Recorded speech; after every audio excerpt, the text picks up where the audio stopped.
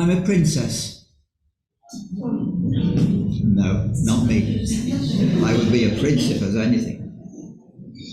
I've been told that quite a few times by Clarissa, because this was her wedding day just over a year ago. Old Grandad had been asked to take the service. It would have been lovely in her village church for her parents, but Clarissa is a London girl and it had to be in Hackney. So we all trooped to Hackney for this service. I will not tell you the rigmarole for a priest who was commissioned in one diocese to take a service in another. I didn't know anything about the complications, but boy, oh, is it difficult. And even a week beforehand, I did not know whether I was going to get permission. However, that's beside the point. We all gathered in this lovely church in Hackney, and we sang 3 hymns. Lord of the Dance. Oh, it would, I mean, she said no 30s, Clarissa. So you've got a congregation mixed, admittedly, like people like me in it, not in my 30s, but a lot of 30-year-olds. What hymns do they know? Lord of the Dance is pretty safe, so that's what we started off with.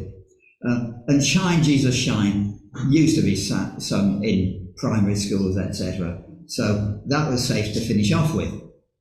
But what to do in the hymn before the very serious vows are about to be made? And the answer is, be still. And so we sang this hymn, and it set the scene for the vows that are about to be taken by this couple. It also sets the scene for the funeral of Jill's father, because he chose that hymn as well to be sung at his funeral. Well, as one often does, you see a name at the bottom of a hymn, composed by David J. Evans, born 1957. Who on earth was he?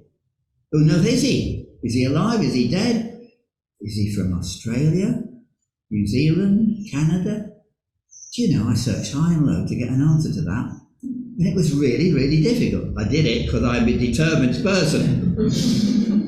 It turns out he was born in Dartford, he was brought up in Winchester, and is now living and working in Southampton.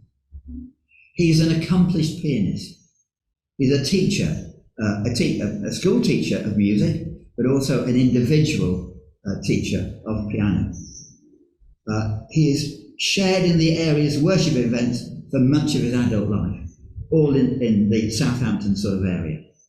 He would call himself a charismatic Christian, but he began to feel that many of the congregations that he belonged to or had access to just don't use hymns and worship in the right way. Now, in pagan societies, and we've had reference to Elijah and wasn't mentioned, it was the aftermath of the contest with the prophets of Baal. In pagan times, or in pagan societies, the worship would use incantations to entice their god to be present. Think of Stonehenge at solstice time, for instance. Dave Evans felt some people use worship songs in the same way to entice God's presence into their worship and their meeting. And he says, worship is seen not so much as an end in itself, but rather to a means to an end, the bringing down or manifesting of the presence of God in the meeting. But hang on, we don't need to do that, because God's already here. We don't need to get him there. We don't need to pray that he might be present. He is already present. The problem is ours, not God's. How many times have you had this kind of a prayer? Lord, we just ask you to be with us at this time of prayer. No. Lord, we pray that we might acknowledge your presence in this time of prayer. So different, but so important. Dave Evans was inspired by the story of Joseph's dream in Genesis 28. Joseph is on a journey, he stops for the night, he takes a stone for a pillow, he drops off to sleep, and in his dreams he finds God talking to him about a promised land that will be his, and how his descendants will multiply and fill the place out. In the morning he awakes and he thinks, surely God is in this place, and I was not aware of it. And that was the initial starting point, I think, for Dave Evans. God is here where we are, but so often we are not aware of it. How is it written? Well, Dave Evans writes this. I actually wrote the song Words and Music in about 1 hour in an evening at home in Winchester back in 1985, during a private devotional time. I hadn't particularly planned to compose a worship song that night. Indeed, I'd previously written only a few pieces for congregation use, in brackets, he said, probably best forgotten. Although the song itself came all of a sudden, the underlying ideas had doubtless been brewing for some time, he says. And there are two aspects to this. He says, the first was personal. I became frustrated as a charismatic Christian with what I felt was the narrowness and superficiality of much contemporary and popular worship material. And I was yearning for a deeper spirituality. My ensuing search for depth led to an explanation in a number of different directions. Hymn writers, ancient and modern, poets and mystics, devotional authors from different church traditions. The second was more theological. Charismatic type churches like the one I was involved in at the time, and indeed I think generally still are, they are tending towards a theology in which worship is seen not so much as an end in itself, but rather as a means to an end, and we've already touched on this, the bringing down or manifesting of the presence of God. So at the time of writing Be Still, the twin concerns of the need for temporary worship material with a more profound spiritual message, and in particular one that encouraged people to recognise by faith the wonder of God's presence in their midst, where the here and now, they were in his mind, in the background all the time. Jill is now going to come out and take over the rest of this sermon. No, she is going to tell you what happened after he wrote it.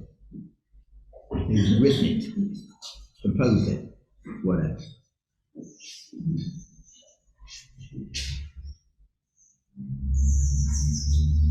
As I pondered, the song started to form itself, words and music evolving together, and I allowed myself to be taken on a journey, a personal response to the profound realization that God himself, eternally loving and holy, was actually there, present with me in my humble living room. Afterwards, I filed the song away, thinking little more about it, until preparations were being made many months later for the 1986 South and West Bible Week, a large Christian event that my church was involved with. As a regular pianist at such conferences, I was invited to a music planning meeting in Southampton where new songs for the event songbook were to be chosen. And I tentatively offered to give this small gathering the first public airing of Be Still. If I remember rightly, there were about 15 to 20 people present. And as I strummed my guitar and sang through the verses, I kept my eyes tightly shut, so as not to view the negative reception I was sure my poor efforts would be receiving. However, as I dared to open them upon completion, I found to my utter shock and amazement that the group had been profoundly and visibly moved. Many were on their knees in an attitude of prayer, several were gently crying. I had never had a reaction like this before to anything I'd performed.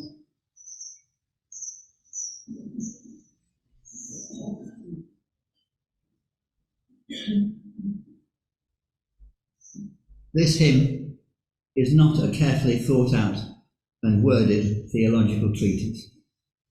It alludes to various events in the Old Testament and New Testament, giving us a glimpse of God and his presence, if only we have the perception to see.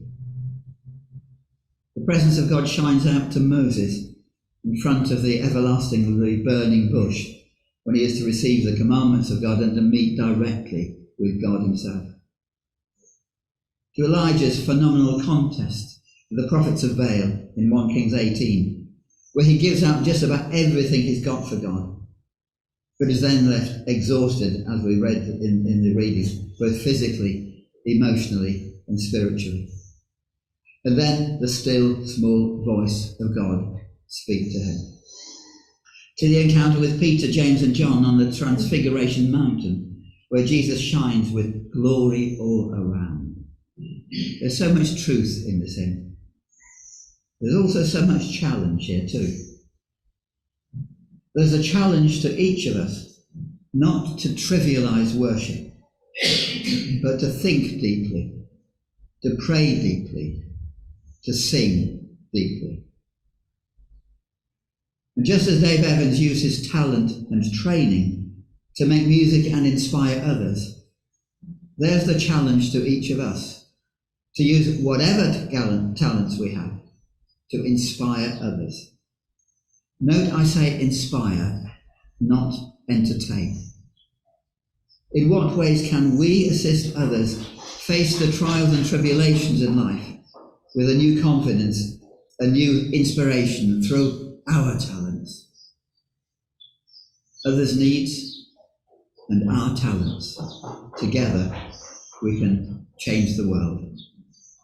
And please don't tell me you have no talents, because that would be a lie. We all have talents. So let's go forward with thankful hearts for a hymn and a hymn writer who has pointed us afresh to God's presence everywhere. And let us strive, I say in brackets, with a spring in our step, to use our talents to be the very best for God. Amen.